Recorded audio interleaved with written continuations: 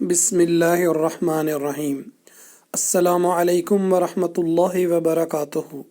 اللہم صلی علی محمد وعلی آل محمد۔ سیرت النبی صلی اللہ علیہ وآلہ وسلم، درس نمبر 58۔ حضرت عمر رضی اللہ عنہ کا قبول اسلام، حصہ اول۔ حضرت عمر رضی اللہ عنہ کے قبول اسلام کا واقعہ 6 نبوی کا ہے۔ وہ حضرت حمزہ رضی اللہ عنہ کے صرف 3 دن بعد مسلمان ہوئے تھے۔ قریش کے سربرآوردہ اشخاص میں ابو جہل اور حضرت عمر رضی اللہ عنہ اسلام اور حضرت صلی اللہ علیہ وآلہ وسلم کی دشمنی میں سب سے زیادہ سرگرم تھے۔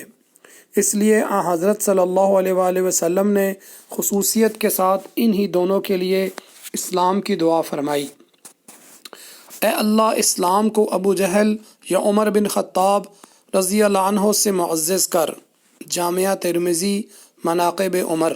اس طرح طبرانی نے حضرت ابن مسعود رضی اللہ عنہ سے اور حضرت انس رضی اللہ عنہ سے روایت کی ہے کہ نبی صلی اللہ علیہ وآلہ وسلم نے فرمایا، اے اللہ، عمر بن الخطاب رضی اللہ عنہ اور ابو جہل بن ہشام میں سے جو شخص تیرے نزدیک زیادہ محبوب ہے، اس کے ذریعے سے اسلام کو قوت پہنچا، مگر یہ دولت تو قسام ازل نے حضرت عمر رضی اللہ عنہ کی قسمت میں لکھ دی تھی، ابو جہل کے حصے میں کیوں کر آتی۔ اس دعائے مستجاب کا اثر یہ ہوا کہ کچھ دنوں کے بعد اسلام کا یہ سب سے بڑا دشمن اس کا سب سے بڑا دوست اور سب سے بڑا جانثار بن گیا، یعنی حضرت عمر رضی اللہ عنہ کا دامن دولت ایمان سے بھر گیا۔ ذالک فضل اللہ یؤتیہ من یشاء۔ تاریخ و سیر کی کتابوں میں حضرت عمر کی تفصیلات اسلام میں اختلاف ہے۔ ایک مشہور واقعہ جس کو عام طور پر ارباب سیر لکھتے ہیں یہ ہے، حضور اکرم صلی اللہ علیہ وآلہ وسلم کی بعثت کے وقت حضرت عمر رضی اللہ عنہ کی عمر 27 سال تھی۔ حضرت عمر رضی اللہ عنہ اپنی تند مزاجی اور سخت خوئی کے لیے مشہور تھے۔ مسلمانوں نے طویل عرصے تک ان کے ہاتھوں طرح طرح کی سختیاں جھیلی تھیں۔ حضرت عمر رضی اللہ عنہ کی بہن فاطمہ رضی اللہ عنہ کا نکاح حضرت سعید بن زید رضی اللہ عنہ سے ہوا تھا، جو اسلام قبول کر چکے تھے۔ حضرت فاطمہ رضی اللہ عنہ بھی اسلام قبول کر چکی تھیں، لیکن حضرت عمر رضی اللہ عنہ ابھی تک اسلام سے بیگانہ تھے۔ قبیلے کے جو لوگ اسلام لا چکے تھے، حضرت عمر رضی اللہ عنہ ان کے دشمن ہو گئے۔ لبینہ رضی اللہ عنہ ان کے خاندان کی کنیز تھیں، جس نے اسلام قبول کر لیا تھا۔ اس کو بے تحاشا مارتے تھک جاتے تو کہتے کہ دم لے لوں تو پھر ماروں گا۔ لبینہ رضی اللہ عنہ کے علاوہ اور جس پر قابو چلتا اس کو خوب مارتے تھے، لیکن ایک شخص کو بھی وہ اسلام سے دل برداشتہ نہ کر سکے۔ آخر مجبور ہو کر نعوذ باللہ خود حضور صلی اللہ علیہ وآلہ وسلم کے قتل کا ارادہ کیا اور تلوار حمائل کر کے سیدھے حضور صلی اللہ علیہ وآلہ وسلم کے مکان کی طرف چلے۔ راستے میں بنی زہرہ کے نعیم بن عبداللہ النہام رضی اللہ عنہ سے ملاقات ہوئی۔ پوچھا کدھر کا ارادہ ہے؟ جواب دیا کہ محمد صلی اللہ علیہ وآلہ وسلم کا فیصلہ کرنے جاتا ہوں۔ انہوں نے کہا، محمد صلی اللہ علیہ وآلہ وسلم کو قتل کر کے بنو ہاشم اور بنو زہرہ سے کیسے بچ سکو گے؟ حضرت عمر رضی اللہ عنہ نے کہا، معلوم ہوتا ہے تم بھی اپنا پچھلا دین چھوڑ کر بے دین ہو چکے ہو۔ نعیم بن عبداللہ رضی اللہ عنہ نے کہا، عمر، ایک عجیب بات نہ بتا دوں؟ تمہاری بہن اور بہنوئی بھی تمہارا دین چھوڑ کر بے دین ہو چکے ہیں، پہلے اپنے گھر کی خبر لو۔ یہ سن کے غصے سے بے قابو ہو گئے اور سیدھے بہن بہنوئی کا رخ کیا۔ وہاں انہیں حضرت خباب بن ارت رضی اللہ عنہ سورہ طٰہٰ پر مشتمل ایک صحیفہ پڑھا رہے تھے، اور قرآن پڑھانے کے لیے وہاں آنا جانا حضرت خباب رضی اللہ عنہ کا معمول تھا۔ بات یہ تھی کہ جب کوئی محتاج شخص مسلمان ہوتا تو حضور صلی اللہ علیہ وآلہ وسلم اسے کسی آسودہ حال صحابی کے سپرد کر دیتے تاکہ اس کی ضروریات کی کفالت کرے۔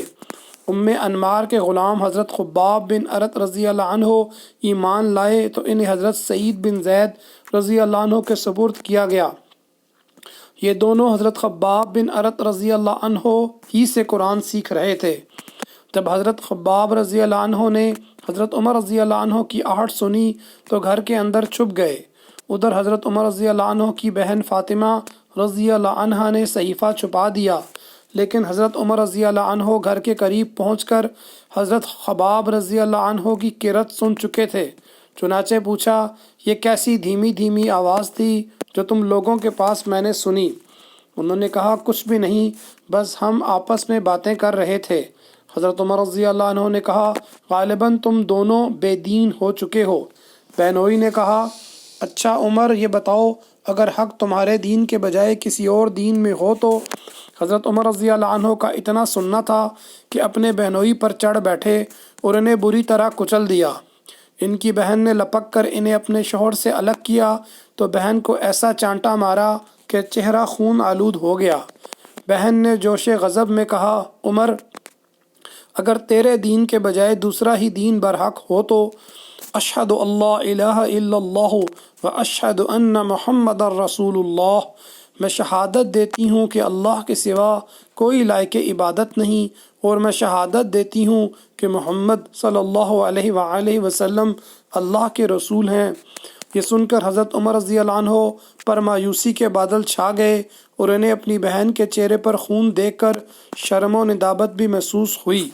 کہنے لگے، اچھا یہ کتاب جو تمہارے پاس ہے ذرا مجھے بھی پڑھنے کو دو۔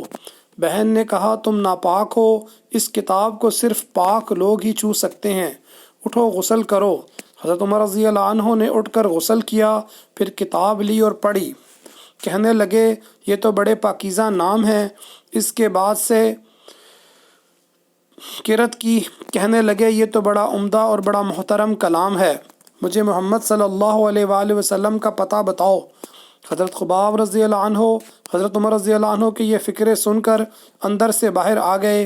کہنے لگے، عمر، خوش ہو جاؤ، مجھے امید ہے کہ رسول اللہ صلی اللہ علیہ وآلہ وسلم نے جمعرات کی رات تمہارے متعلق جو دعا کی تھی کہ اے اللہ، عمر بن خطاب یا ابو جہل بن ہشام کے ذریعے اسلام کو قوت پہنچا، یہ وہی ہے، اور اس وقت رسول اللہ صلی اللہ علیہ وآلہ وسلم کوہ صفا کے پاس حضرت ارقم کے مکان میں تشریف فرما ہے۔ یہ سن کر حضرت عمر رضی اللہ عنہ نے اپنی تلوار حمائل کی اور اس گھر کے پاس آ کر دروازے پر دستک دی۔ ایک آدمی نے اٹھ کر دروازے کی دراز سے جھانکا تو دیکھا کہ عمر تلوار حمائل کیے موجود ہیں۔ لپک کر رسول اللہ صلی اللہ علیہ وآلہ وسلم کو اطلاع دی اور سارے لوگ سمٹ کر یکجا ہو گئے۔